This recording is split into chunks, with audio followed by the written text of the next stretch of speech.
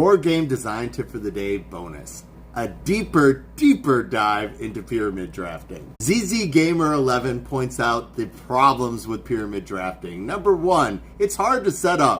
Number 2, what would you do with simultaneous play, like pick and pass drafting, in a pyramid situation? In particular, they want to know how I would implement this in a game like Bunny Kingdom.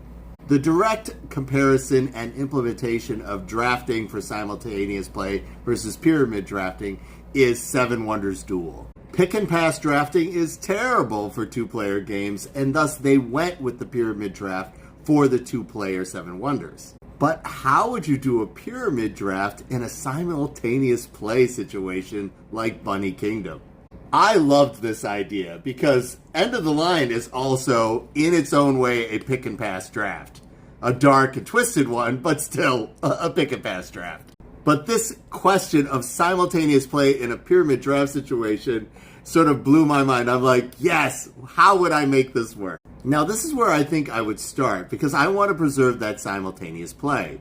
To make this work, I'd give everybody a set of tokens that correspond with a numbered place in the base of the pyramid. So 1 being the far left and 8 being the far right.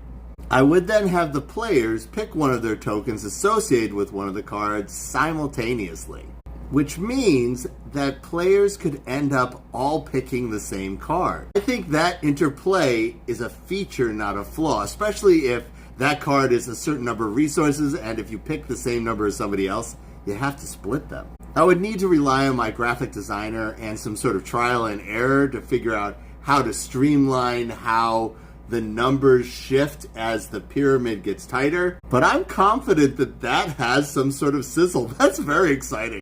ZZ Gamer, thanks for bringing up the inherent flaws in pyramid drafting and asking this question.